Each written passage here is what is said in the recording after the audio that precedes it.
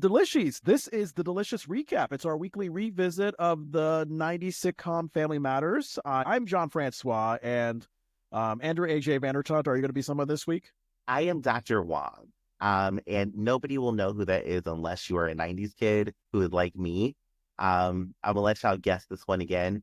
I am Dr. Wong because Dr. Wong is a therapist in a great cartoon, and these last 4 weeks for me have been living torture. But I'm on the other side of it now. So now that I'm on the other side of it out of my head, here's her quote. She said, "I have no doubt that you'll be bored senseless by therapy the same way I am bored when I brush my teeth or wipe my ass. It's the thing about therapy. It's about repairing, maintaining, and cleaning. It's boring. There's nothing you can do about it. You just have to get it done." So that is why I'm her, because I had to do some work for myself. Okay. Well, I'm so glad to hear that you're on the other side as someone who is also in therapy. I totally get it. There are just those moments where you need them and they're there for you and you are thankful, because if they weren't there for you, the mind can be a silly thing. It could let you give into all the drama of your life, and then before you know it, you are thinking about jumping off a cliff.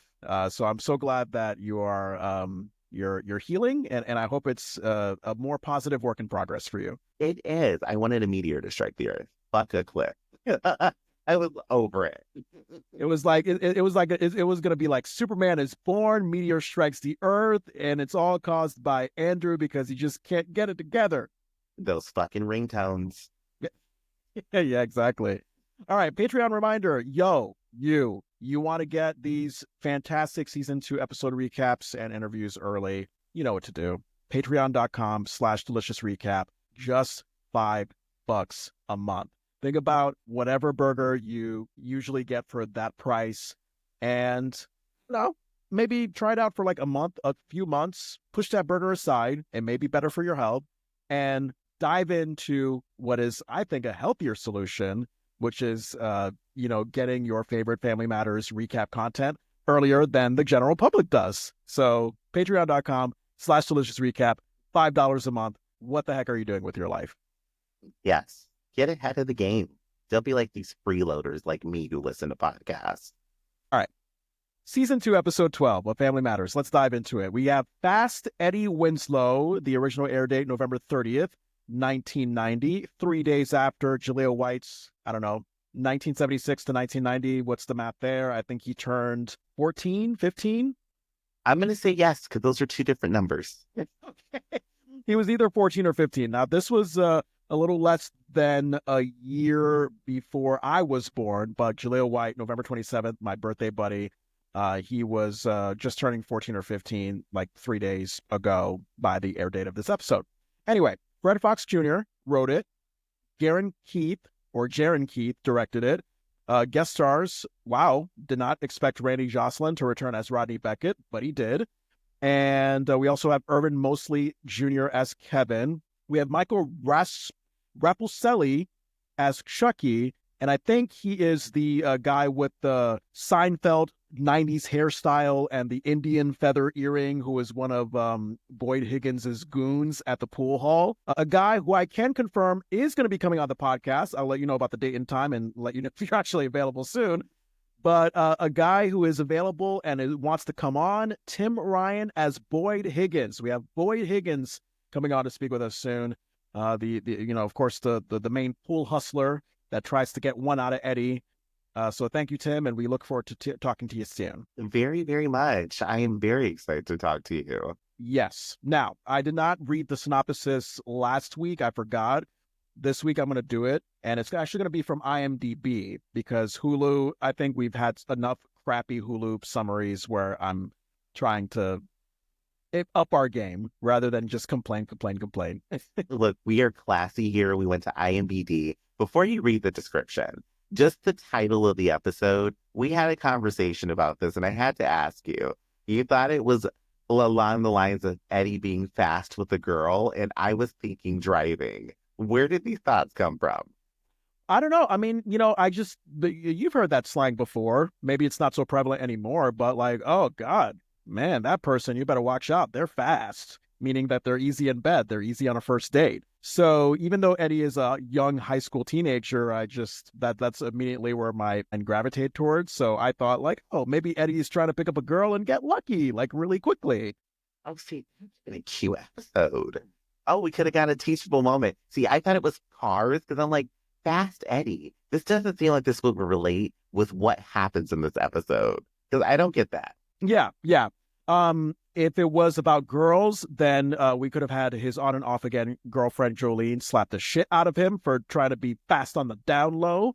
And if it was about cars, hey, you know what? We had a fantastic Eddie car disaster episode not too long ago. Would I welcome another one? If it was quality, sure, why not? I mean, especially if it means Carl freaks out again, I would buy that any day. It would be worth it because Eddie has some bad luck with cars, and we see this throughout the show. Mm-hmm. All right, so our IMDb synopsis, Eddie, Rodney, and Steve Urkel wander into an adults-only billiards hall where a friendly yokel named Boyd, I think his middle name or his nickname is Buck. I think it was Buck, B-U-C-K. I think it was Buck. Yeah, anyway, Boyd Higgins decides to challenge Eddie to a friendly bet over a game of pool. Eddie quickly finds he's taking on a pool shark, a 90s device that I've seen so many times before. That shark, that hustler. I think Sister Sister comes to mind when I think of an episode where it was like, a lone shark, watch out. That does remind me of a lot of 90s sitcoms. Someone was a shark for something. Yeah. Mm-hmm. All right. So do you have a rating system explanation for us for people who are, I don't know, somehow just tuning into us and don't know what the hell we're about? Yes, I do. And if you are just tuning in, don't feel shame. Feel happy that you're here. And if you haven't listened to us in weeks, feel shame. Okay? There you go.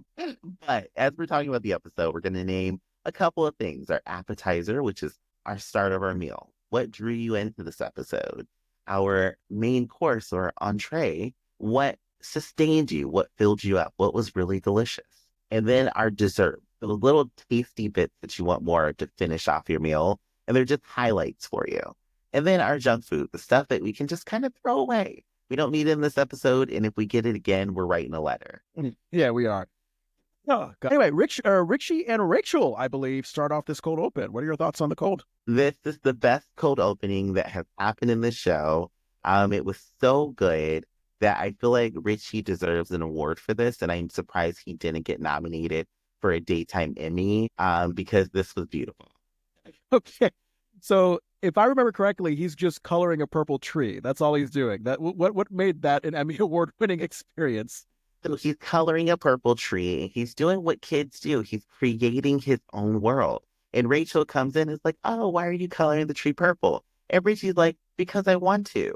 And it's such a simple answer, but it's so profound at the same time. Because he's like, I envision my world this way, and that's why I'm going to do it.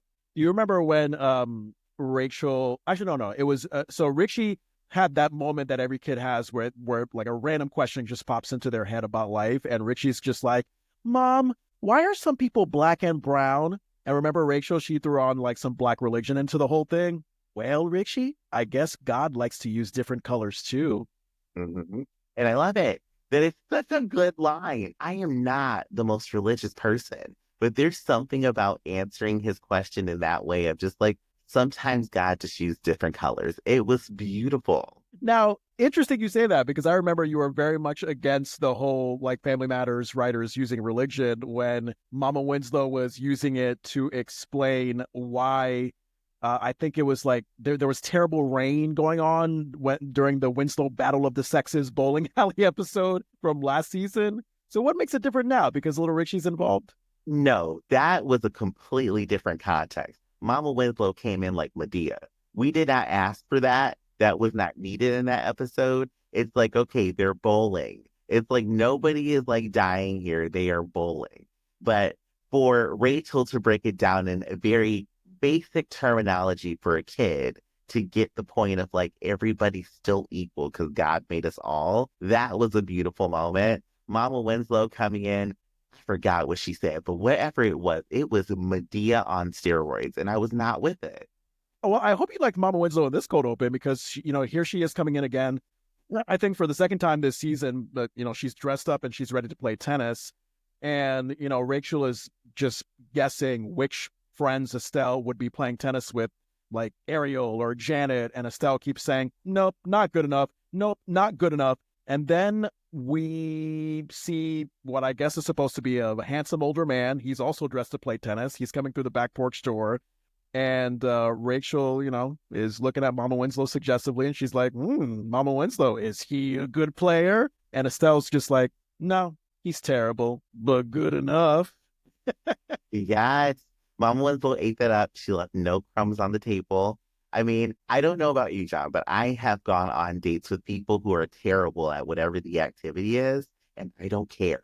I know it's going to be a shit time. Like, say it's bowling. I know it's going to be bad. After bowling is when he actually is good enough. Absolutely. You eat shrimp so terribly, but hey, you might eat something better, something else better. I don't know. That was a bad joke. A very crass joke for our Family Matters recap, but you know what it is. Still like it. Oh, thank you so much. I appreciate that. But yeah, that was my appetizer when Mama Winslow was like, "Hey, you know what? He sucks at tennis, but he may not suck at something else." Wink, wink. Mama Winslow is living her best life. She's dating these men. She's dropping them off, and he's her sneaky link.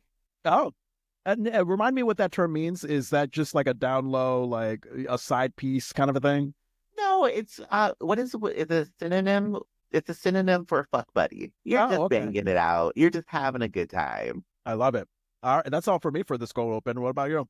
That is it for me because that was a brilliant masterpiece to open this episode with. The best cold open ever until the next one. Yes, until the next one, because the next episode probably has Richie saying ABCs and boom. So there you go. That's all that's going to convince you. All right, we get to scene one. We're in the kitchen, and of course, Harriet, she's making some cold cut and pickle sandwich, dressed up in what I like to call a dressy pink purplish trench coat pantsuit. What do you call that outfit? Because she's worn these outfits before. I just never know what to call them. I think that's the perfect description because I want to call it like a pantsuit, but there's no pant. It's like a suit dress. I don't understand what it is. It's cute though. Yeah.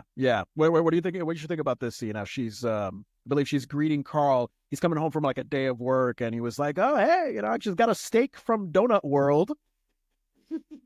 He had a steak out at Donut World. Oh, wait. Was it a stakeout or a steak? He had a steak out at Donut World. Oh, never mind. Then some of these notes are not even relevant because I literally was like, wait a minute, what Dunkin' Donuts have I gone to where I can just go in and be like, hey, can I get a steak? Now, John, you got to come up when the next time you're in Rochester, there's a place here you can get a Luther burger, and it's essentially a cheeseburger on a donut. So imagine that as a steak, and everybody says it's very good. All right. Very good, but also like very close to a heart attack, I imagine. Oh, that's why it's called the Luther. Oh, because it gets you closer to Luther Vandross, who's also dead? Yes. It's taking you up to heaven. You're going to eat that burger and then sweat. That is what's going to happen. I love that. Anyway, what are your thoughts about this scene here? Personally, I love it because I immediately started off with Harriet is back making sandwiches without condiments. Ooh. And I just laughed when I saw her. But the whole scene itself is better than what I thought it was going to be because we get Harriet and Carl, they're having a little discussion. She tells Carl about Judy getting a D, I think, in English. Correct.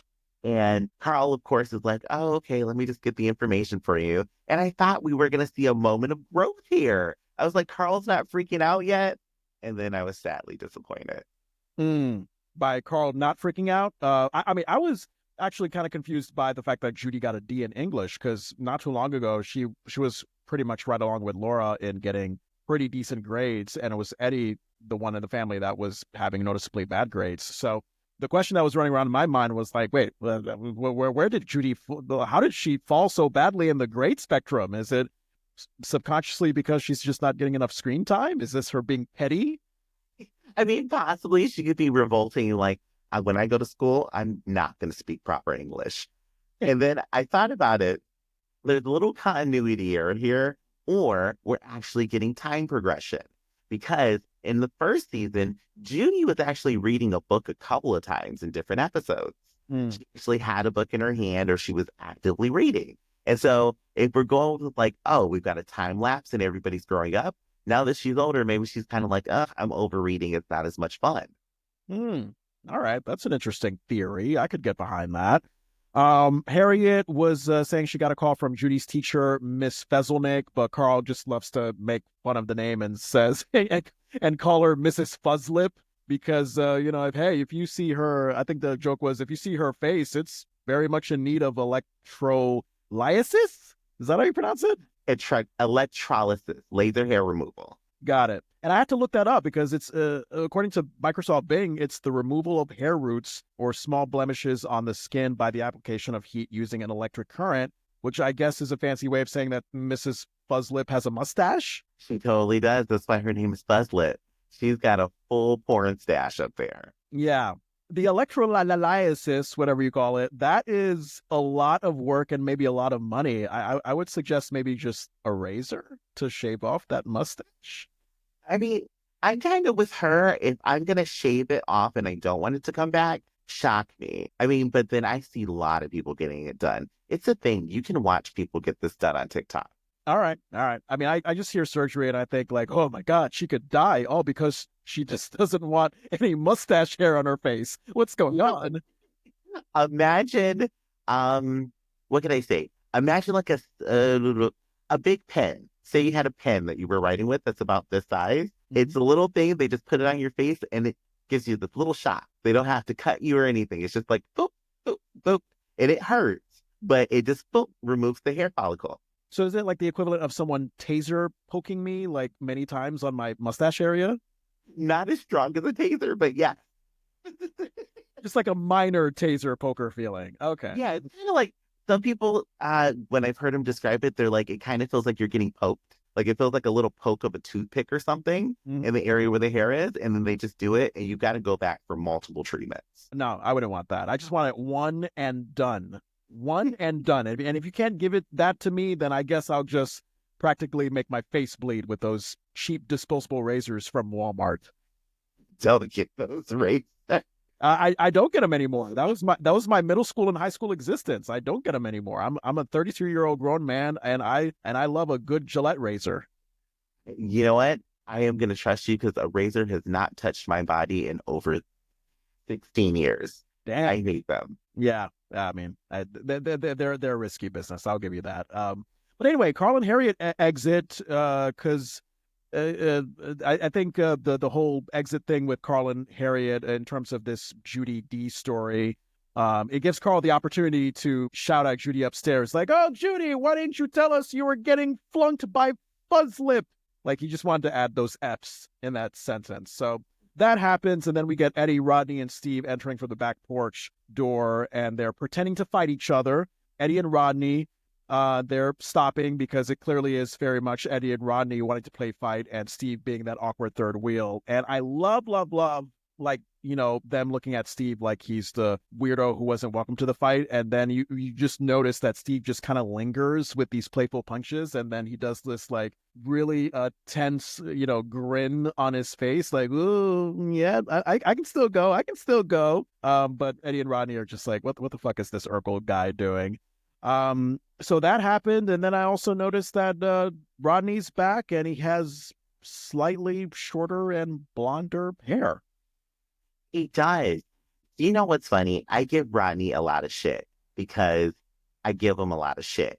Yeah. But I don't know what it was. In this episode, I liked him. You tolerated. Oh, well, no, you didn't tolerate him. You actually loved him in this episode. That's what you're saying. Love is a strong word. Yeah. I liked him. I liked him a lot in this episode. And maybe it was the new haircut. Maybe it was just he was less, I guess, abrasive in this episode. And I really liked him. He gave like a good little fun dynamic to this episode. The play fighting when they walk in, I'd never play fight with anybody, so I just don't get guys doing that. But it was funny to see Steve try to keep going. And they're just like, get away from us. We don't want any of that mess. What did you think about Eddie's yellow and dark blue jean jacket? That is my dessert. It has such a cute look to it. I kind of want that jacket. All right. I knew you would say that. I just looked at that jacket and I was like, oh, okay, that's something. That's a new look. But I had a feeling that you would like that. So Eddie and Rodney, they're debating who won their pool game and who owns who money or who owes who money. And automatically, my question, which will kind of reverberate throughout this episode, where in the hell are high schoolers allowed to play and gamble on pool? I don't know. Is that a thing that happened back in the day often, Andrew? Were you allowed into a place of pool as a high schooler? Yeah, actually, there was a few places we would go to. Now, I never played pool because I didn't know how to play, but not until I became an adult. Then I started playing pool. But there were some after school places where they had pool, and like the counselors who were there would be like, "Oh, let's teach you guys how to play pool." We even had a pool club at high school. Oh, well, there you go. I just figure that when they say like, oh, we played pool, it's always going to be in a place that serves alcohol and it's like 21 and over. But all right, if there's some high school friendly pool places, that is good. Laura comes into the kitchen in her work outfit, and she is just strangely enough in the greatest mood. She's like, hi, with like a big smile on her face. And then Steve greets her with, oh, snookums. And Laura is just disgusted and quickly exits to the living room to like, be like, bye, bye. Question, who was Laura meaning to say hi very excitedly to? It seemed like she was looking forward to either Eddie or Rodney. I mean, it obviously wasn't Steve. Does she have a crush on Rodney? I don't know, but she just the way she entered with hi, like it just was like, oh, okay, but you must be looking forward to seeing someone. I was thinking that too. I was like, who is she expecting to see? And I thought maybe Harriet, because I'm like, she's not like fun with Eddie. So I don't think she would greet her brother that way. And so I was thinking like maybe Harriet. That's who it had to be. Hmm. Hi, Mom. Can you give me some money, please? Because Rachel's not paying me that much. Hi. It was that kind of high, like, I need something. and then I realized this, like, after I was done taking notes for this recap, that's probably the only appearance Laura has in this episode. She doesn't appear anymore for the rest of That it. is her only appearance. Is her only appearance. We see her run in and out, and she's done. Yeah, interesting. All right, so Steve runs after Laura and shouts desperately that he needs her opinion on him thinking about switching to bikini briefs. Now, I was like, in the 90s, how does a teenage boy like Steve Urkel think that wearing women's underwear will impress his crush? Because bikini briefs is defined as women's underwear on the internet. So at that time, Hanes made a bikini brief for men. And it's essentially just a bikini bottom. And I found out I was gay from a package of bikini briefs because I was like, wow, that guy's hot on there. Wow. So I had no idea about this Hanes thing. Okay, bikini briefs for men. Mm-hmm. I thought that we already had tidy whities for this sort of thing. So what is the difference between the tidy whitey and the bikini brief? Like, what's the difference in how it feels? I mean, tidy whities are like grandpa underwear. Like, it's like, okay, like you're covered fully, you're good. Bikini briefs are like if you're in a pair of dress pants and you don't want a line to show. Like, or I'm trying to think, maybe even like sports clothing, like a basketball short, and you're like, okay, my shorts are going to be like moving in the breeze. I don't want people to see my underwear. So let me have just like a little bikini thing. I mean, it's almost like wearing a jockstrap. If you just wear a jockstrap any time of the year, it's just kind of like that. Okay. To my mind, it just seems like, oh, if you want some space for your junk, then tidy whities, just a little bit of space. Tidy whities would be the thing to do. But if you want to do bikini briefs, it seems like maybe like you just want things like nice and tightened up, no pee-pee flying around anywhere like a wild snake. You just gotta tuck it in, get nice and strapped in. I never had a pair of bikini briefs, so I don't know how they felt, but they looked comfortable. All right, there you go. So I believe this scene is the first one where my main course just kind of takes place. This is pretty much a reoccurring main course. So Carl is coming down to eat his sandwich that Harriet made him earlier.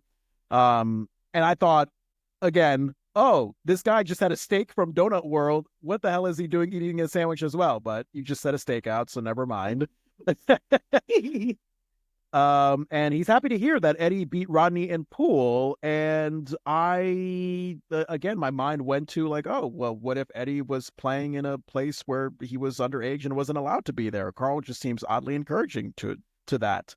So Eddie is getting the thumbs up on his dad for being a great pool player, but the thumbs down on gambling. That's where Carl, Officer Winslow, draws the line. And Eddie and Steve, I think they were doing a little like swag walk on the way out to the back porch door. Like, yeah, here we are. Like, we're great pool players. We love to gamble. We're doing the swaggy look back to Carl Winslow. Haha, we love to gamble. And Carl didn't stop them. He just simply just said one time, son, you shouldn't be gambling. And then he just let him off. And I don't know. I just felt like the officer in him would have maybe stopped Eddie and Steve and really stressed the importance of gambling. But any thoughts on that? I think Carl reacted in the perfect way. Oh. This is what I was hoping would happen. Carl said, hey, I don't want you gambling.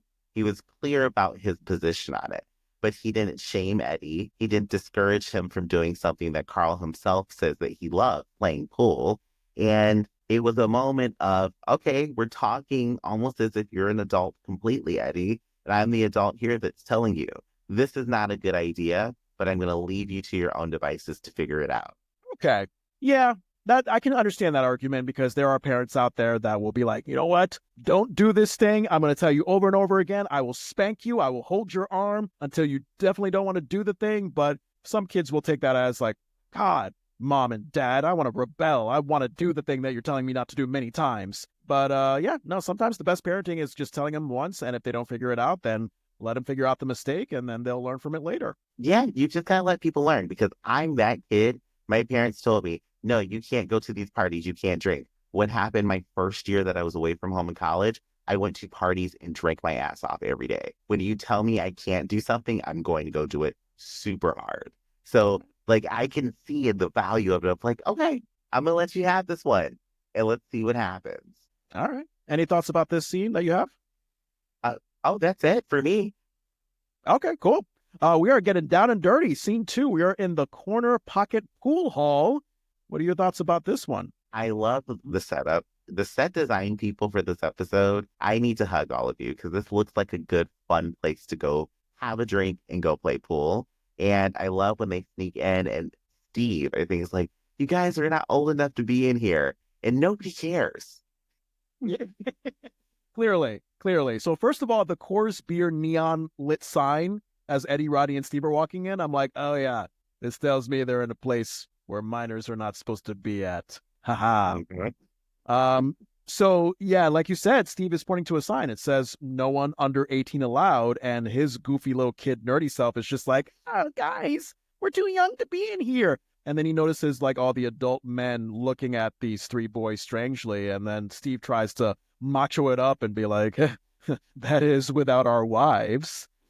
And maybe I was thinking about this too much, but I was like, wait, I know it's a joke, but maybe it doesn't make sense because that means like the wives are the chaperones, that they're only adult men with their wives. I don't know. I mean, I guess there's a couple ways you could take it. You're old enough to have a wife, because isn't there like this is like back in the Wild Wild West days. Is there a legal age to get married back then? I don't know. I feel like 15 or 16, maybe. Oh, Jesus Christ. What is wrong with you people? I'm just guessing. I'm not the Bible. This is not valid. I just kind of guessed that like, oh yeah. I mean, I would guess that with girls like back in the olden days, like 13 is like the minimum age to get married. Boys, maybe 15 or 16. Maybe. I don't know. That's why they had malaria. Oh, geez. Well, I'm trying to do because I was trying to dissect that joke to you. We're not old enough without our wives. So maybe like they add their wives' years together and they say that we're old enough. There you go. Hey, I'm 2 and my wife is 25. Therefore, I'm 27. Of the three of them, Eddie, Rodney, and Steve, Eddie could very likely get away with being at least 18. Rodney, yeah. Steve, definitely not. Steve is like fucking 8. Yeah, Steve looks like a 3-year-old compared to Eddie. So I could see them be like, Steve, you got to go. Rodney and Eddie, I'd be like, they look like they're old enough. Right. So then we get introduced to a so-called cowboy, Boyd Higgins. And he has that sort of like down south dad joke charm. Like, I'm from Bullwater, Texas. So small that if you lay down, you're putting your feet in another town. Very funny moment. Sounds like every man I've ever met in Texas. I was going to say, because you spent some time in Texas, is that accurate? Because sometimes people like to like really exaggerate the Southern accent. And I figure like, oh, you're probably not from the South, but you're saying that Boyd Higgins Texas cowboy thing was accurate. It was very accurate. There's people who sound just like that in Texas. The Texas accent varies from where you are. Now, there is no Bull Creek. I'm sorry, there's no Bull Water. There's Bull Creek. Wherever he said he was at, it's not the actual name of the town, but it is a tiny little dot in Texas. Bull Water. He said Bull Water, Texas. And then we got Steve snort laughing at Boyd Higgins's dad joke, and he was like, "Oh my God, one more good joke like that, and I'm gonna wet my boxers." Well, at least we know he's not a bikini briefs. Yeah, because if you wet bikini briefs, I mean, Lord help you, that'll show. That'll be an uncomfortable walk home. Well, you're gonna have a diaper on at that point. Yeah, literally, I was like, Steve, like, come on, grow up. Like, wet your boxers. Who the fuck says that at a so-called grown man's bar? You know what? If I heard somebody say that at a grown person's bar, I am leaving that bar, but I'm leaving with a funny story. All right, I'll take that. Oh my God, my dessert. The way that these four guys introduce themselves to each other. Oh my God, love it. So, Boyd introduces himself as like Boyd Higgins, but everyone calls me Buck. Eddie's like, I'm Eddie Winslow, but everyone calls me Eddie. So he has that dumb Eddie moment. Rodney says, I'm Rodney, but everyone calls me the Rodmeister, which is so lame. That's such a Rodney thing to say, to be honest with you. I immediately thought of Stiffmeister from American Pie, and I just screamed. Yeah, and finally, oh my God, Steve with the icing on the cake. Hey, I'm Steve Urkel, and I don't get many calls. Steve's cute little moment. That was Steve's Richie moment. Steve was Richie. Yeah, pretty much. I fucking laughed out loud. That was my first dessert from Steve, because Steve gave me a lot of enjoyment in this episode. And then I believe when Eddie tells Steve to rack the pool balls after it's been decided that Eddie and Boyd Higgins will play a game for cash, and rack the balls, for those of you listening who didn't know it, like I didn't know it, it's when you shake the balls up and sort them into that triangular thing. And I'm now realizing, like a scene ago when Carl was bragging that back in the day he was known as Rack and Roll Winslow in the pool hall, I connected it all together. I was like, oh, that's what rack means. Yes, you are an expert pool analysis now. Did you tell me that you were good at pool? I forgot. I don't think I'm good, but I can play, and I have fun. Okay. I could be good at pool if you have a few drinks in me, but if I'm sober, then I suck. That's a good thing. That means you have the liquid ability to play. That you have natural talent. That is the PSA here. If you have a talent at something, make sure you have a few drinks in you to make sure that you actually have the talent at it. Yes, brought to you by the American Liver Foundation. Yeah. All right. So Eddie, Rodney, and Buck are doing their version of Carl freaking out at Steve because Steve is just taking way too long to rack these balls. He's really overthinking it. And then at a certain point, Eddie, Rodney, and Buck are like, "It's fine," all at the same time. So I thought that was a sweet moment. That was my dessert. That was my dessert in this scene because I thought that was the funniest thing that they all yelled in unison. Yeah. And again, we're getting the return of Dumb Eddie here because I think we're getting like a little transition into like 5 games in. Yeah, I think 5 games in. So 5 games in, Eddie is beating Buck, completely successful, and he could have just left with the money there, but Buck was like, hey, you may have beat me 5 times, but how about we raise the stakes? $25 a game. Eddie's young, but I don't know. I just feel like at the very least he could have been like, wait, why is this guy who's losing so badly all of a sudden wanting to raise the stakes and maybe lose again? Like something's fishy, something's up here, but Eddie doesn't think that much. This is my entree. This is my entree because this actually sets the tone for the Eddie that we get in season 3 and season 4 of this show. Eddie is learning a very valuable lesson here. We know Eddie is not book smart, but he is learning street smarts at this point. He is going to learn a very valuable lesson of, if I'm not going to be in the books and I'm out here in the world, what happens? Right. You know what? You have a good point. I mean, I did not remember at all what season 3 or 4 Eddie brought to the table, but hey, if it takes being in a pool hall when you shouldn't be to learn the tough things of life, then why the hell not? And Steve is trying to be the one to knock some sense into Eddie with his dad phrases like, hey, Edo, the hoodwinky becomes the hoodwinker. And this little edgy line, I think Boyd Higgins is serving you a bunch of bull water. That was very cute, Steve. Mm-hmm. Mm-hmm. Eddie thinks he's a pool master, all because he beat Rodney, who is his friend, who's also in high school. So he's obviously in over his head. And I think my last moment from this scene that I loved was when Eddie just becomes annoyed with Steve's advice, and he's just like, Steve, go home. And Steve's like, I'm not going to take this from you.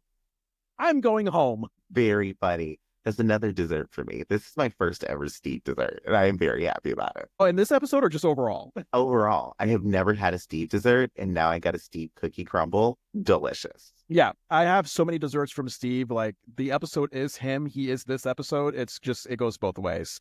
Do you have any other thoughts about this scene? That is it for me on this one. Cool. What do you think about this next one? Because we are in the pool hall again, and Buck is really going to show Eddie what he's made of with his hustling ways.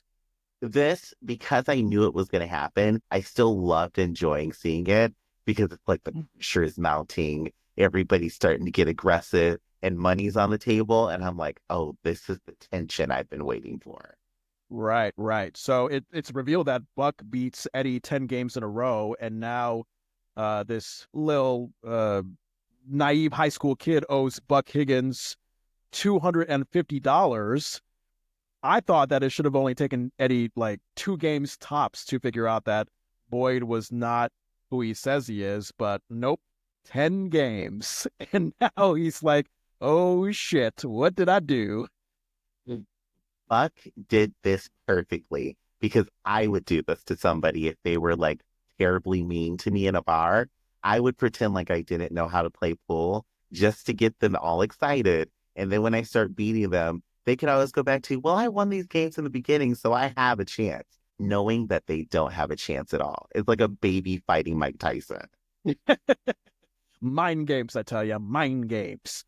So not only do we find out here that Buck is a pool hustler, but we now know that he's not from Texas. His accent was fake, and now he's like straight up in a normal non-Southern accent, threatening Eddie with either giving him cash or getting carried out. And Buck snaps his fingers to get his goons out to really stand behind Eddie and really give him some threatening.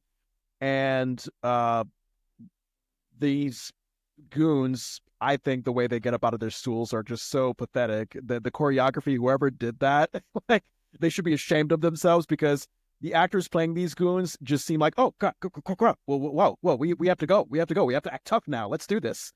They added that in the last minute. You can tell they did because nobody looked prepared to get up. And it was kind of good because it made it more realistic. But looking at it, I was like, they did not practice this. They did not. But you know what? They don't have any lines. So God bless you. God bless your heart, as people from the South would say. Buck accepts Eddie's plea to give the money tomorrow, because obviously Eddie doesn't have it on him right now. But he reminds him of the consequence of not doing that when his other goon, who I believe that's Michael Rapacelli playing Chucky, again, Seinfeld, 90-ish hairstyle. Like, if you look at Jerry Seinfeld's show back in the 90s, he just has the hair that this guy has.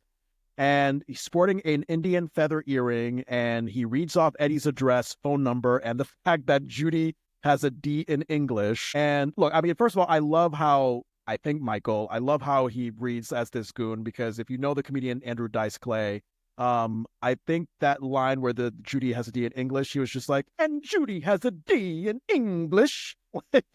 He just had that very Andrew Dice Clay thing. If you ever seen Andrew Dice Clay do stand-up, he's basically like, oh, you can suck my cock. Like, he just has this very cocky Italian macho thing to his routine. And that is, that's what Michael Rapacelli brings as Chucky. And, I mean, look, yes, you could say something about, like, how the fuck did these goons and Buck know Eddie's contact info. The Judy with a D in English part was like so specific to me. I was like, wait a minute, did they have like Eddie's house bugged during that part of the episode where we discuss Judy getting a D in English? You know what? Maybe they did. But I just have to say that that is the joke of the episode for me. It is the funniest joke in the episode to me. It is my ice cream on the cake. When he says Judy's coming up on a D, I screamed. I laughed so hard in my living room that I'm pretty sure my neighbors heard me. Yeah. Oh God, the pool hustlers know everything, and they might taunt Judy too, our dear old Judy. Now we know. She never comes back downstairs. Maybe Boyd, Higgins, and the goons beat her up.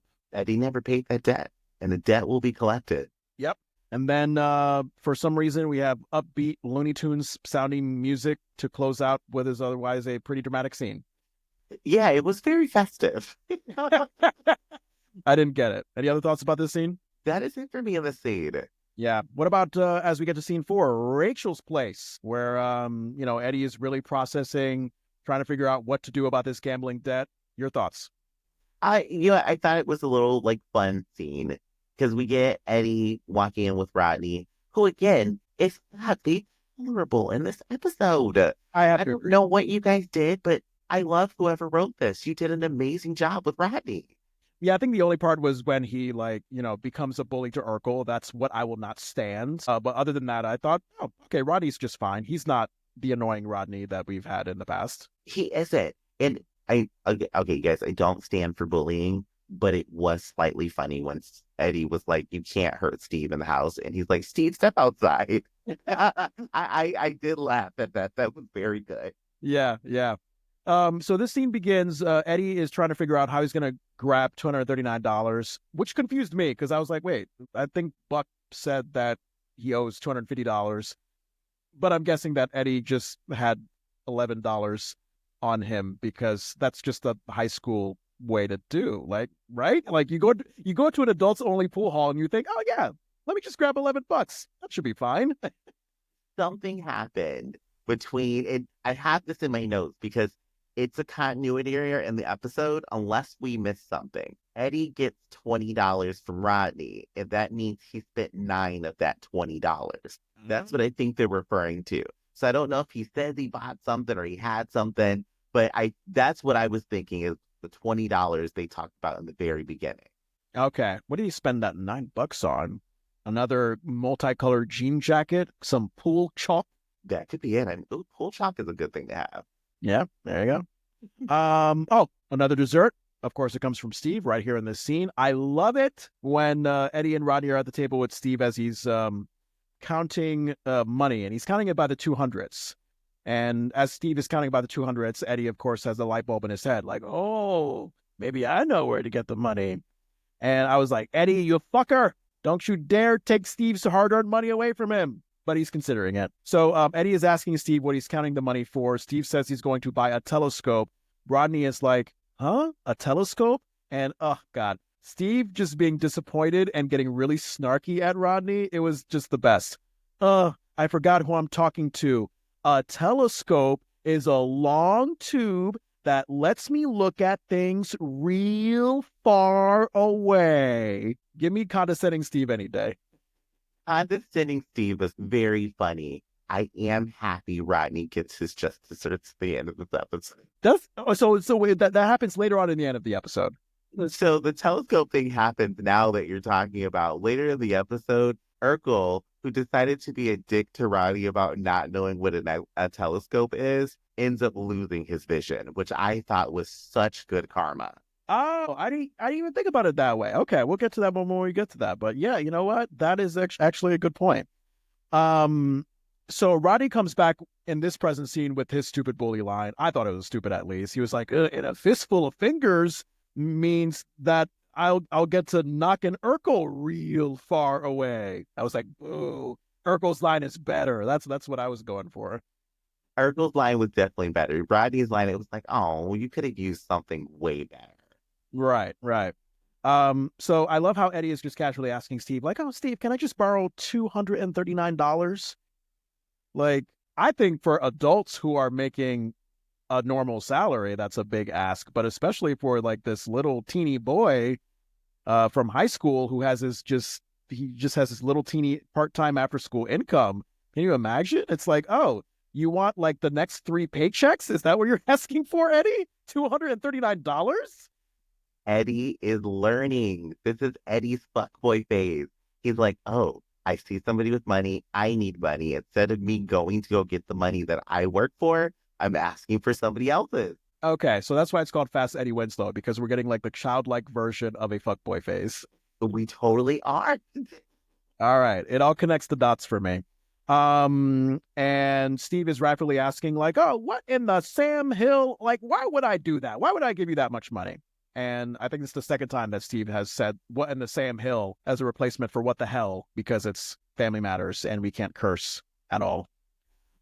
Steve is rightfully rubbing in Eddie's stupid mistake in his face to remind him, like, you know, he warned Eddie back in the pool hall. Uh-huh. All right. So you got hustled, taken, policed, conned.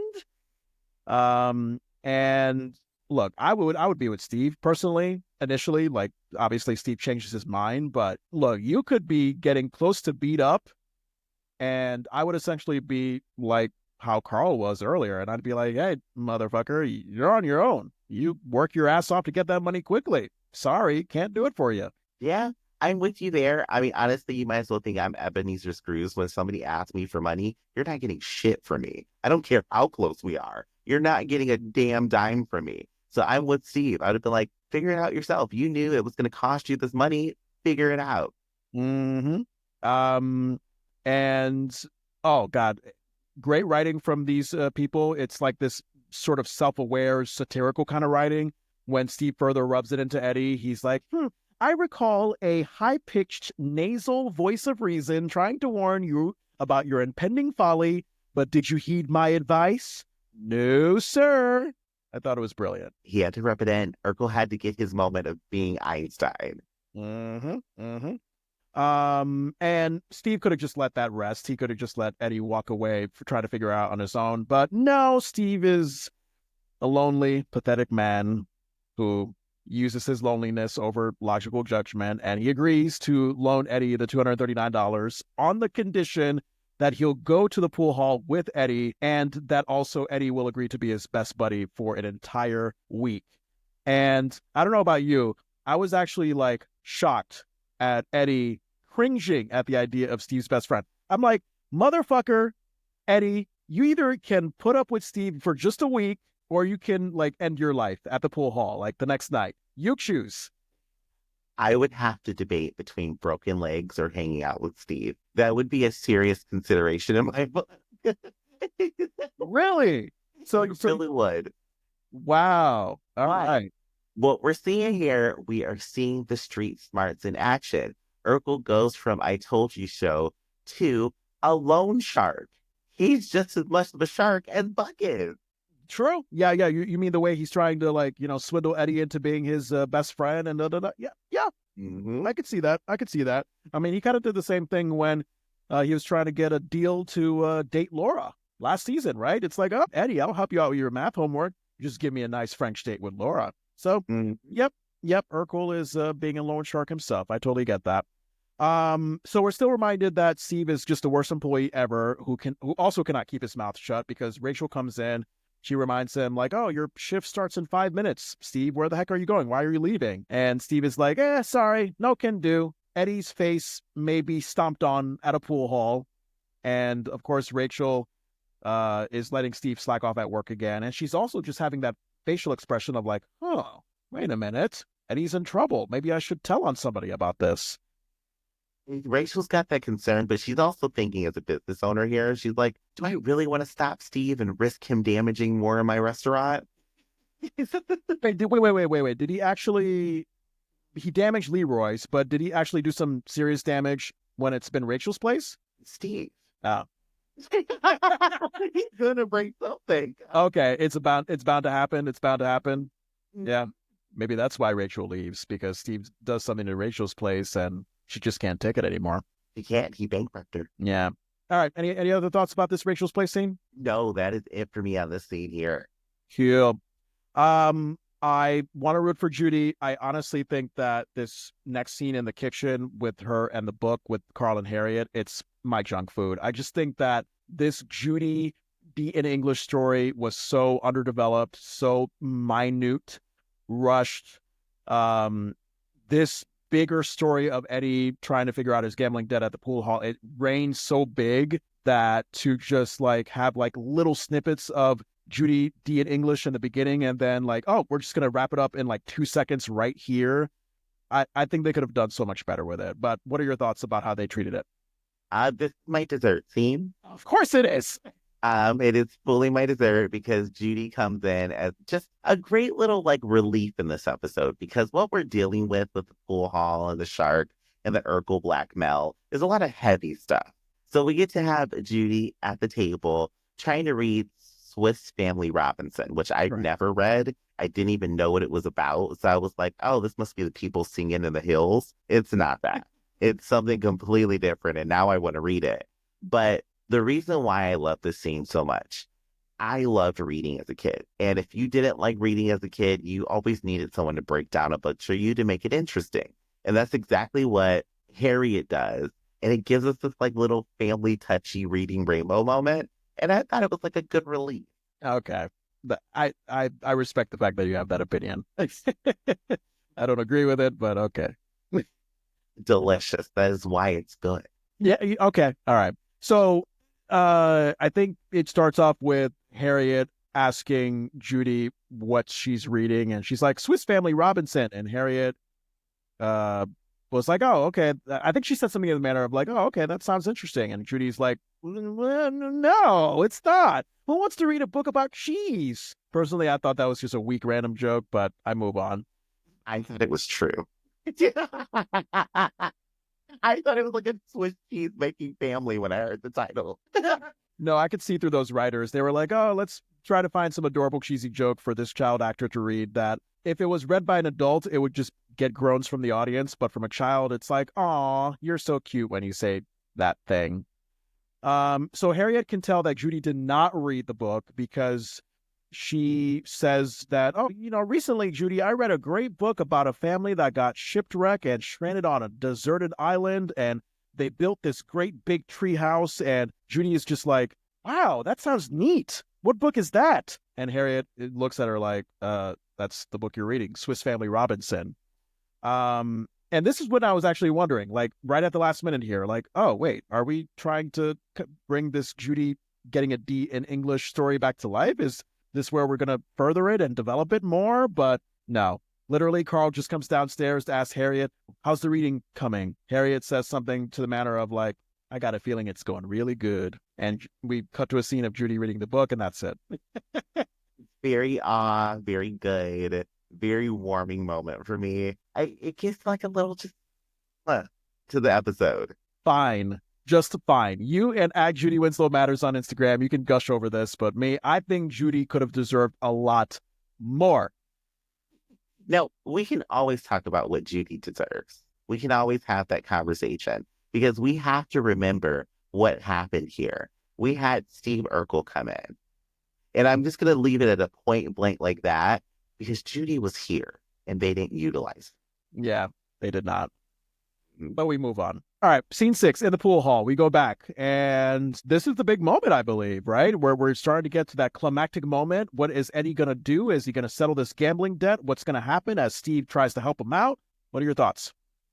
This scene, I'm not pausing because I'm frozen on words. I'm pausing because this scene, I didn't think I was going to like it, but then I ended up liking it.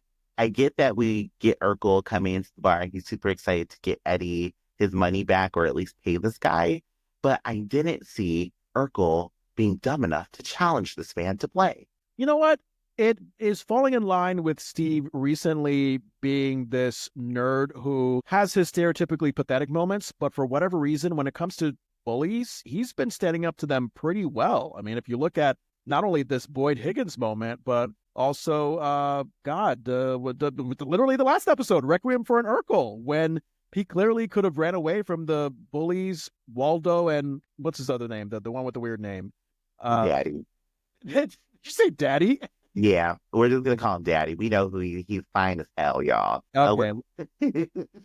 Lorenz Tate as T-Dog from Menace to Society, but he had some weird name. But anyway, Waldo and this other bully, They could have easily intimidated Steve and just, Steve could have allowed them to just fuck around with his locker, but he was like, no, I'm going to stand up to you and I'm going to fight you in the ring. Like, I don't know. So I think it was kind of in line with how, like, if you put Steve up against a wall under pressure as a bully, like, you're going to get some Urkel fist in your life. You're going to, or he's reacting from the trauma of him trying to make that bank robbery situation all about himself.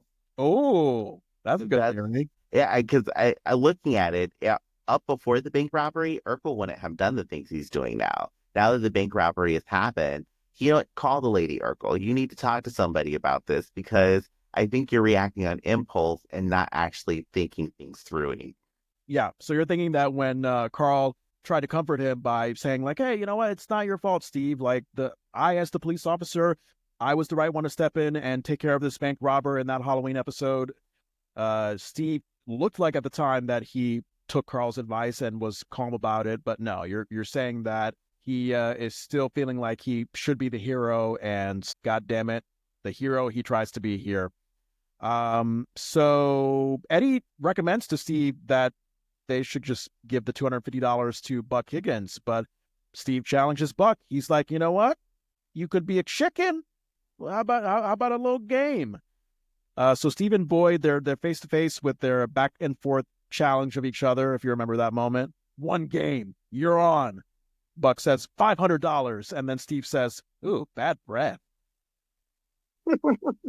Did he pick Steve up, or was he just super close to him? No. They were just super close face to face. Okay. Steve was surprisingly not picked up at. Well, actually, no. He was picked up by the goons later on when they were about to beat him up in the alley. But for now, no, Steve was not picked up. Okay. Yeah.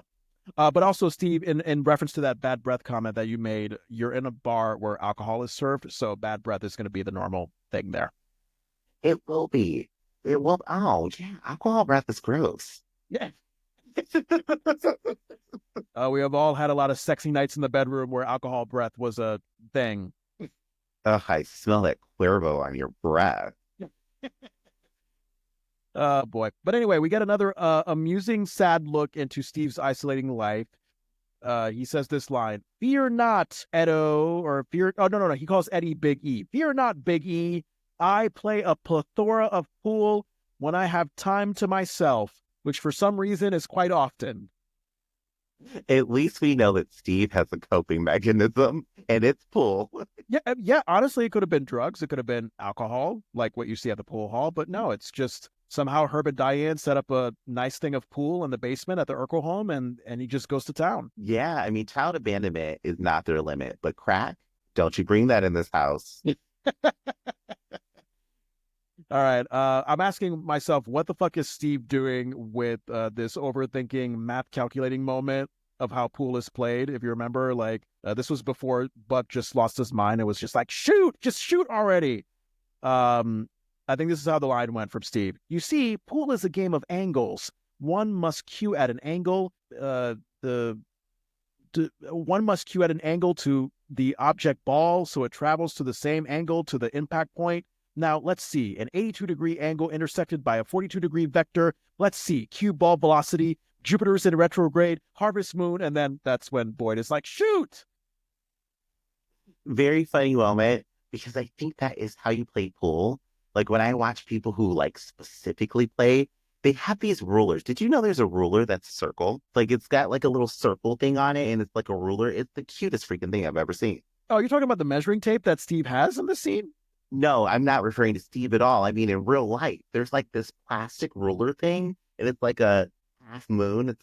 Wow, I should not talk about math. I sound insane. But it's like you use that to measure all that stuff that he was measuring. All right. You know what? I failed at math badly back in school, so I'm along with you, just being wowed by any information that has to do with math. But oh God, what was the thought that I had about this? I forgot. Oh no, I forgot. Forget about it. So Steve does a good pool shot, and then you remember his like shimmying victory dance afterwards. He's like really shimmying his shoulders. He's playfully stretching out his measuring tape. He's like, "Bring it on, mama. The rogue's on the run, and I've got the gun."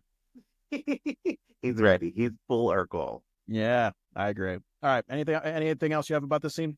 That is it for me in the scene. Yeah. All right. Steve and Buck pool showdown part 2 is what I call scene 7. What are your thoughts?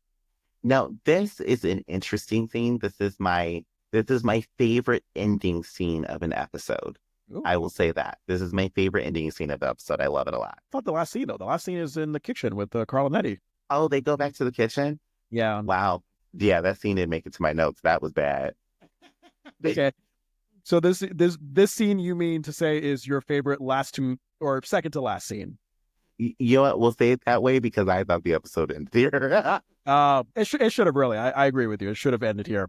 But Steve does another great pull shot, and he intended to high five Eddie, but he accidentally slaps Buck's Andrew Dice Clay goon, aka Chucky, in the face. And it's very clear whoever choreographed that did not think to make it look like an actual slap, because if you remember, it looked like Steve's hand just stopped short of Chucky's face. It didn't actually make any follow through. You don't see any contact, but Chuck did give a little reaction, so it still looked okay. Yeah, Michael Rapicelli, if it wasn't for his acting, that would have been a bad moment, but he sold it with his reaction. And oh God, this fucking Boyd Higgins. I know he's a pool hustler, but still I'm like, meh, you're a fucking sore loser because Urkel, I blame Urkel for taking the obvious bait as well, but mostly on Boyd for just being a fucking sore loser. So when Boyd asked him if he could borrow his glasses, and then Urkel said, sure, even though he knows he literally cannot see without them, and then Buck just drops the glasses on the ground and steps on them hard.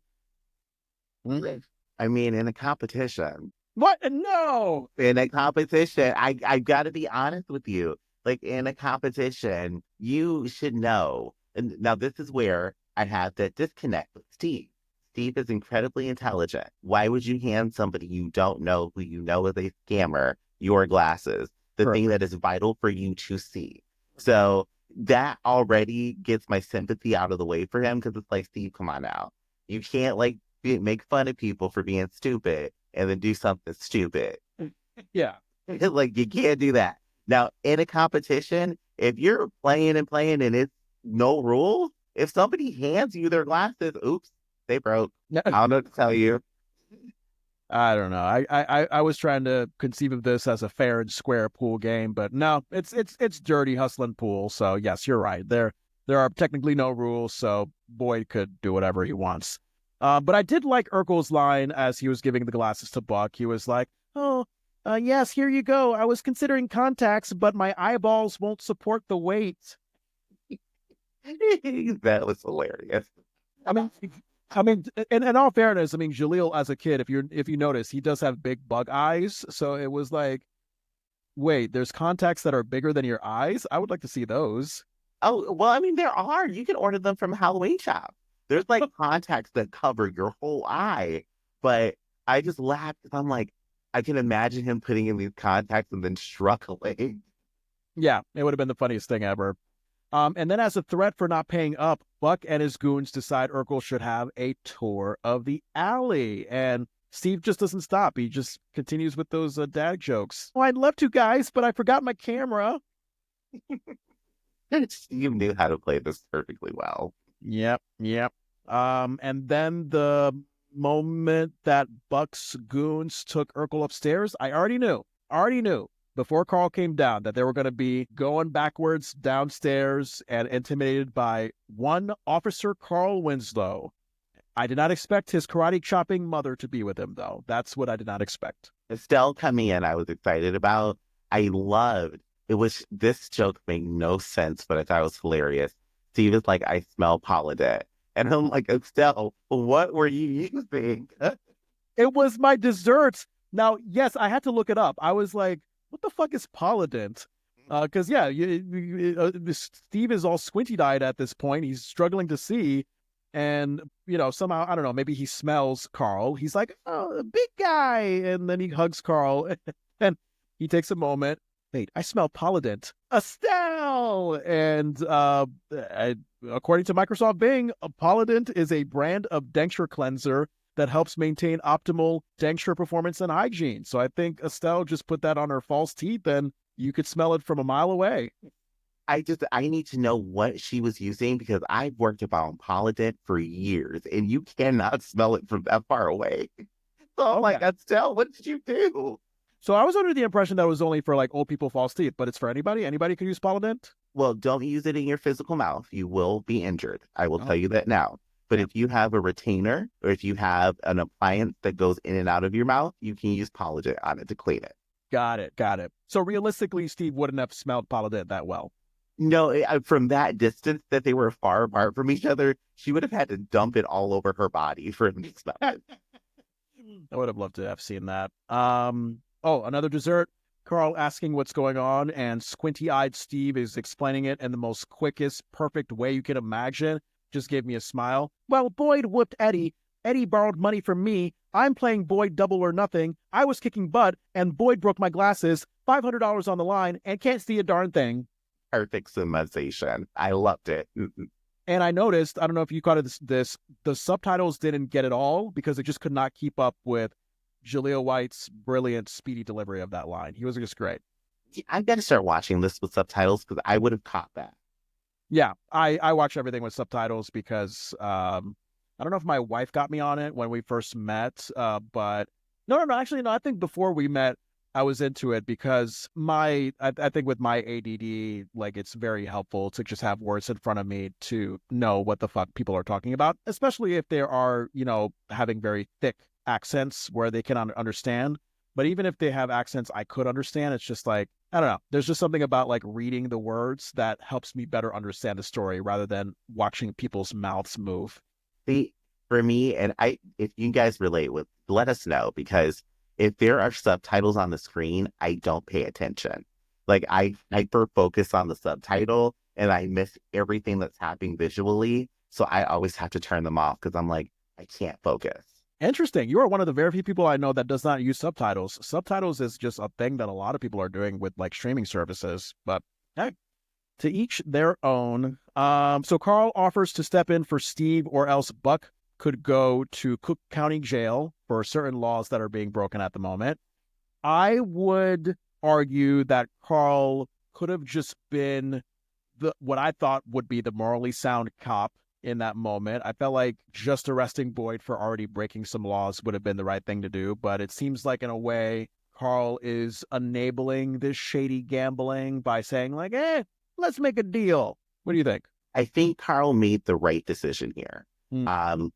Being in that environment as a police officer, you're by yourself. Your mother is there, your son is there, and this kid who always shows up at your house is there. If you try to arrest one person, who's to tell if everybody in that bar is going to attack you? And then on top of that, who knows what you would have to deal with once you get on patrol. So you cause the scene at the bar, you arrest Buck, and then let's say Buck knows the bar owner. Now you've got this whole bar of people who hate you as a cop out on the street, as opposed to like, hey, I don't have to fill out any paperwork. We can handle this, and then it's done. Okay. I don't know. I guess I have too much confidence in the police force that maybe even if Carl was attacked, he has a gun, he has his walkie-talkie, or, I mean, a 90s version of a cell phone on him. I mean, you can't protect everyone. Your gun's only going to fire in one direction. All somebody's got to do is take Estelle and stab her, hold a knife to somebody's neck. Any moment, Carl could have been surrounded and it would have been over. All right. Well, you have experience working 911, so you certainly know more than I do there. All right. So Carl has a chance to show off his rock and roll Winslow skills. And I love how he's shaking his booty, getting ready to make that perfect pool shot. I don't know if I got the deal that he was making where it was like, oh, if I win, nobody owes nobody. So then what happens if Buck wins? Then the illegal gambling that he was trying to do with minors, that's allowed? I think that's when someone's getting shot. There is like no like, oh, it's like if you win, I can't really let you go. You're not gonna hurt me, and I'm not gonna pay you. So now we gotta think street smarts wise. Who's catching a bullet first? But didn't you say that there's only so much a gun can do? Sure did. But if I lose, I don't know if I'm getting out here safely. So I might as well take some of you hoes out with me. Okay. All right, all right. I see what you're saying. And I think my main course is kind of involved in this next comment that I have here. I was just asking, like, what the hell is this game? Because not only did I feel like we were raising this question of allowing minors in pool halls so easily where only adults are allowed, but so you have like Carl, using the cop card to step in for Steve. And then when it comes to the point where he has to make a really difficult shot, he himself doesn't make it. He has Estelle step in for him. So it's like, wait, is this? I don't know. I mean, I know you said that, like, oh, whatever, there's no rules, so we could do anything we want, but it went from an easy Steve versus Boyd game to, all right, Steve's out. His glasses are broken. Steve has Carl step in for him. So it's Carl versus Boyd. And now it's Carl and Estelle versus Boyd. It's like 2 against 1, 3 against 1. Like, what are we doing here? It just I seems like mean, it's not fair. this is the rules of the game. There are no rules. You're in a shady bar. Shit is happening. I'm gonna be like, hey, you've got a group of people who can attack us. I want Mama Winslow, whoever did it, she didn't do it. That glorious trick shot. I love watching trick shot videos, and that was so freaking cool. Yeah. Do you think, I mean, this might be a silly question to ask, but do you think Rosetta as Estelle, do you think she actually made it? Or do you think someone else who was expert at pool uh, stepped in as a stunt person to do that shot? I want to hope she did. So I'm gonna say she did it. Okay. Now, the liquid that Mama Winslow is putting on her hands. Carl is pouring it on her hands to get ready for this difficult pool shot. I was trying to figure out what it was called. According to Microsoft Bing, it could be liquid grip. I know it's not chalky. It looks like an alcoholic kind of liquid, but so it says liquid grip or liquid chalk is a water-based product with rosin and performance chalk mixed together. The moisture in the product dissipates liquid quickly, plus it adds additional grip by binding to the fatty acids on the player's skin. Is that what Mama Winslow put on her hands? Liquid grip? That's what I'm assuming it is, just to get a better grip of the pool stick. You remember that company that we had that interview with that guy for the anti-sweat stuff? Carpe, which Yeah, I finally put on my armpits because, boy, this Dove spray that I've been using for the last few years, it is irritating me like a motherfucker lately. So oh no. yeah, so Carpe, I got to shout out to Carpe because after many years of not using their product, it's been sitting on my shelf. I finally decided, all right, I'm going to take these antiperspirant wipes and just see what they got. And it seems to be working so far. So shout out to Carpe for the free advertisement. You guys are amazing. That hand lotion they made is kind of like the same stuff that Mama Winslow put on her hands, where it kind of dries them out, but you don't lose your grip. Oh, have you used it yourself? Do you know what the lotion feels like? Yeah, I when they sent me the sample of it, I used it for about 2, 3 months straight when I was working in the dental office, and my hands were not sweaty, and it was so easy to change my gloves. I freaking love that stuff. There you go. I'm going to use my antiperspirant wipes for my armpits again tomorrow, and I hope it continues because if there's anything I don't like, it's itchy, irritated armpits. That is not a good feeling. It's not a good feeling at all. I hate itchy and moistness. Ugh. So for those of you listening, free plug for Carpe, Carpe. Look them up if you need something that's really good for your antiperspirant needs.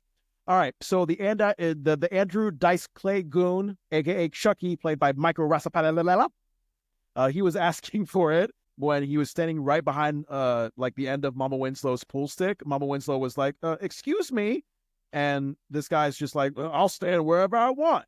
And Mama's like, "All right, well, suit yourself," and then just gives him a nice boom, a nice punch with the end of that stick to his gut. Mama Winslow is the pool champion. That's what you do in pool if somebody's standing behind you. Yeah, you want to get punched in the gut? There you go. You're asking for it. And then my last note about this, of course, we have Mama Winslow nailing what looks like an impossible shot to make. Eddie, Rodney, Steve, Carl, the studio audience, they're all cheering and celebrating this moment. The thugs in that pool hall are all like, oh my God, damn, what the fuck just went on? Squinty-eyed Steve, I love this. This is a bonus at the end. He tries to hug Carl, and Carl's just like, man, get off me, get off me. And then he just gives Steve over to Mama Winslow for a nice grandmother-grandson hug. Carl is smaller. He's like, Steve, get away from me. I need to talk to somebody else. Yeah. Any other thoughts about this scene that kind of closes out the main story? I said for me in the scene. Yeah, yeah. All right, now to the scene that you thought didn't exist until now. You know what? Actually, there is something in this final scene now that we're talking about it. Okay, go ahead. No. I was asking what your thoughts was because I think you initially said that you thought it sucked. So I was wondering what you thought sucked about it. It must have been that forgettable. But the thing that I remember from this scene, Eddie makes the weirdest sound when Steven is talking about what they're going to do all this time they're spending together for the week. It is the weirdest, like, cry reaction sound. But then when the camera cuts to him, he's not moving and his face is completely blank. It is so weird. Oh, was he making like a kind of sound? Yeah, I gotta watch that again. I gotta watch that again. But here we have another Carl teaching Eddie a lesson moment in the kitchen. I think either we're gonna get these scenes in the kitchen or the garage. Carl teaching Eddie a lesson, like nothing else. It's either the kitchen or the garage. places to be a man. You eat steak in here and we fry steak outside. I didn't think about it that way because I was like, oh, the garage makes sense because that's like the manly place to work on cars. But kitchen, I was just thinking of it from like a narrow sexist perspective, like, oh, the kitchen is for the woman. But I forgot men love to eat as well as work on cars. They do give us meat and cars. I don't know how that works, but it does make hot guys. So I'm here for it. And then I'm very surprised by Carl's response to Eddie not listening to him about gambling. I thought he was gonna like scold and punish his son, like, what the fuck did you do? What did I tell you? But no, Carl was just very lighthearted about it. He's like, son, what did I tell you about gambling? And then he still commends him on being a good pool player. Like, you could still play pool, son, and not have to gamble. Think this is the Carl Winslow I've always wanted. This is the Carl Winslow I've always wanted. You didn't shame your son. You didn't discourage him from playing pool like you did with basketball. You literally just came in like a dad. You guys had a dad moment because you know at some point in your life your son's going to be out there and need that support too. Right.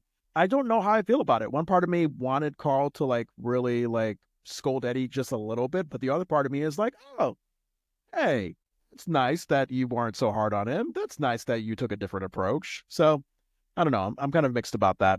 I will say that there was a very cheesy moment when Carl is reminding Eddie that, you know, even though he's good at something like pool, there's always someone better. And then remember what Eddie says in response? Except dads, you're the champ. It was a cute little cheesy moment. No cuteness for me. It was just straight up little Richie cheesy. I didn't need it. Now, if we had little Richie come down, that would have been like perfect. You're like, Yeah. Eddie, you didn't get Campbelled or something. I would have freaking loved that. You would have been like, you would have been like, this is my favorite final scene in an episode ever. Yes, I would have been like, we could stop the entire series here. We don't need anything else. This is perfect.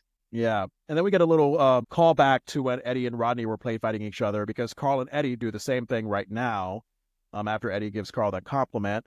And I thought it was going to be like, you know, what it was earlier where Steve comes out and decides to join into the play fight, but that didn't happen. It was just Carl and Eddie play fighting and then Eddie giving Carl a really hard punch to the point where Carl was looking at him like, oh, that hurt. To me, he looked at him like, oh, you're a man now. We're about to really fight. Yep. And then Eddie is bummed about being Steve's best friend for a week when Steve comes in with his taped up glasses.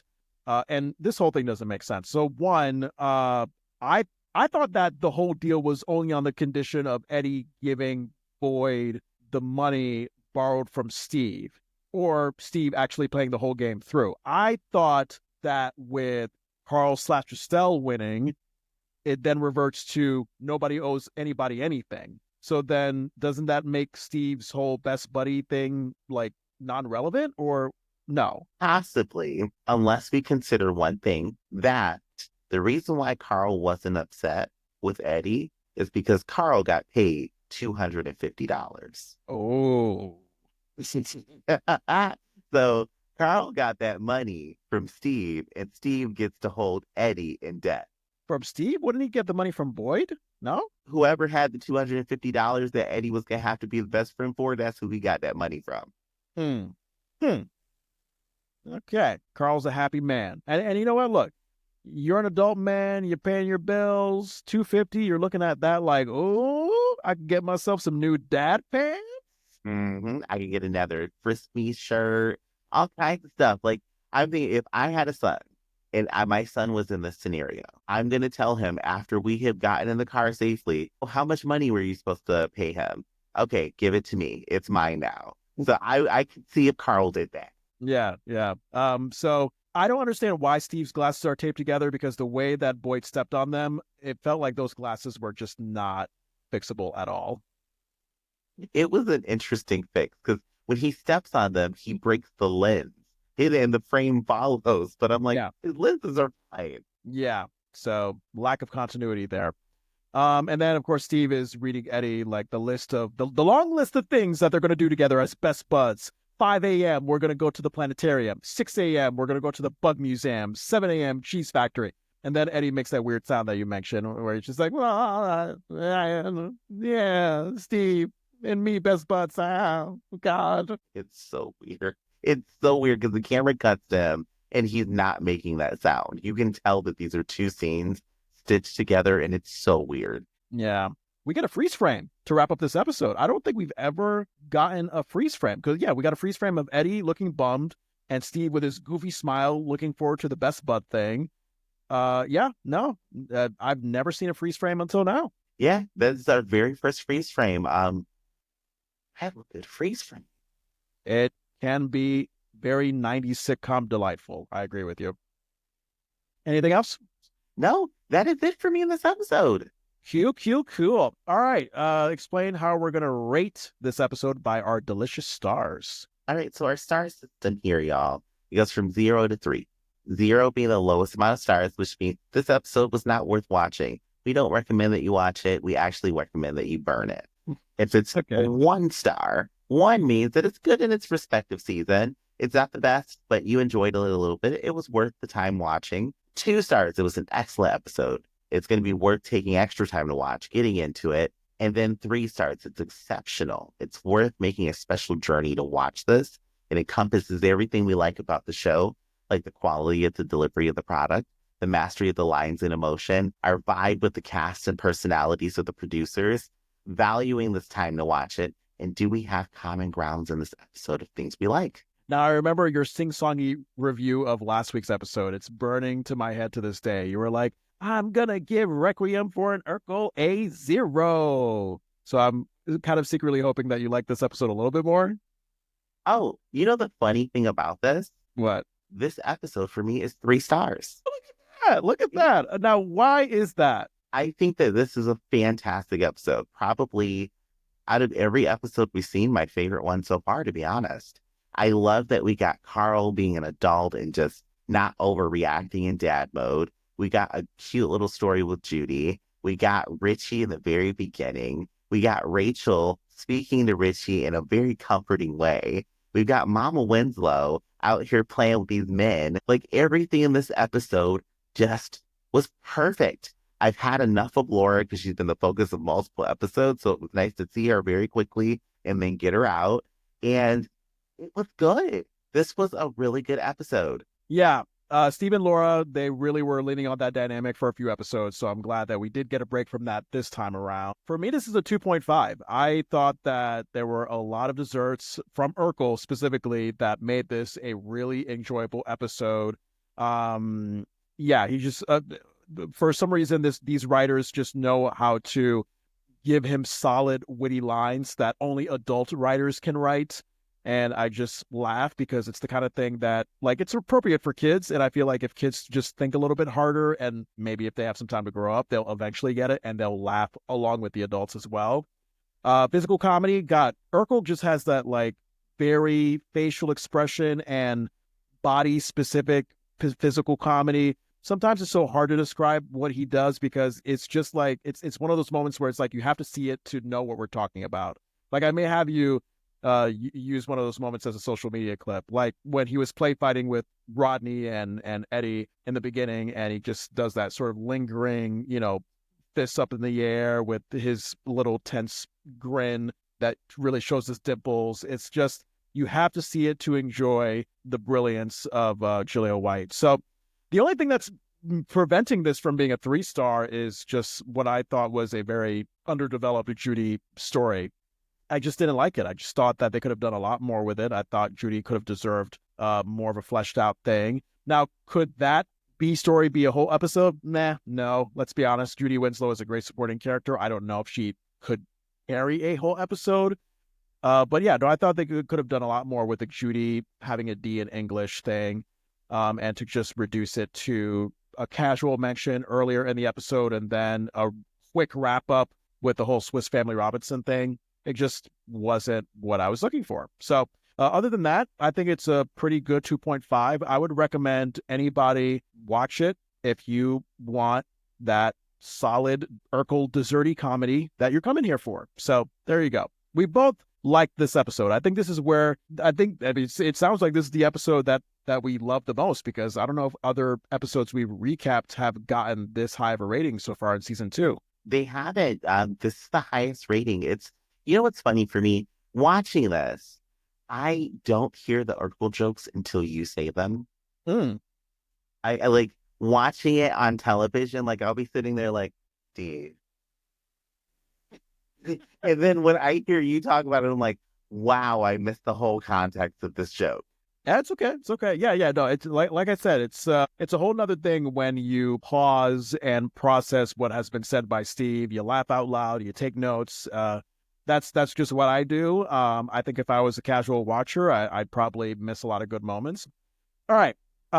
Where you can find us, peoples. Listen, subscribe, follow, rate, review The Delicious Recap wherever you get podcasts. Questions, comments, concerns, feedback, thedeliciousrecap@gmail.com. We're on all the social medias. Literally just search The Delicious Recap on Instagram, Facebook, Threads, Reddit, TikTok, YouTube. You should be able to find us. And you can subscribe to our Patreon, patreon.com/delicious recap. For just $5 a month, you'll get all the season 2 episode recaps and interviews earlier than the general public does. Patreon.com/delicious recap. All right, Andrew, how can people follow you? You can follow me on all the socials. First thing, disclaimer, y'all, don't call me Andrew. Don't message me, Andrew. Don't send that in a message, because I assume you're a bot and I just delete them. So a few people, when you guys hear this, I think I deleted your messages by mistake. If you do want to message me back, feel free to. If not, I understand. But I assume that you're a bot if you use Andrew or you're trying to find me for some reason. So just AJ Vandertunt is the easiest way. Vandertunt is VANDRTUNT. That's all you got to remember. Cool. Now, do you want me to start calling you AJ to discourage people from calling you Andrew? Because I feel like I'm at fault since I always call you Andrew on the podcast. The thing is, I never paid attention. So AJ is best. So that way it doesn't confuse people. It's just only people who know me actually call me Andrew. So if you call me Andrew and I don't know you, I assume you're somebody like I got out of my life for a reason. So I'm kind of like, let me just ignore this message. So again, y'all, I am so sorry if I deleted your message. I did not do it out of hate. I was just thinking you were a bot. All right. Good to know. AJ is the name. Andrew is not, or else you'll be bitch slapped. Unless you're somebody I know. John, you can call me Andrew. But if I don't know you, please don't. Because I just don't know who you are. Okay. All right. Fair enough. All right. We are already getting to the holidays with this one. So our next episode is called Have Yourself a Merry Winslow Christmas. It airs December 21st, 1990. Yeah, I think we're already at the halfway point of season 2, or maybe past it. I don't know, but we're certainly getting closer and closer to completing season 2. So there you go. We are. You guys follow the TikTok page too. We're 300 followers away from me being able to live stream the show. And it would just be awesome if you guys follow us. I'm going to keep putting the message out so that way we get the followers and then we can actually live stream some Family Matters episode through the podcast page. That would be great. I love it. Follow us on TikTok. We are at Delicious Recap. We love it. And we love all the support that you guys have been giving the videos that Andrew has been making so well. So please, at Delicious Recap on TikTok, please help us accomplish that goal. Let's do it. And if you're watching episodes with us, have eggnog with this one, because I'm going to go get some eggnog for the episode. Yeah. Oh, because it's Christmas. A little bit of Christmas. I'm going to celebrate it a little bit early. Nice. Love it. All right, here we go. Do you want to close us off in a way that describes how we felt about this episode? Yes, I'm going to take an iconic line from an iconic woman. This episode was good enough, and let that deliciousness ring.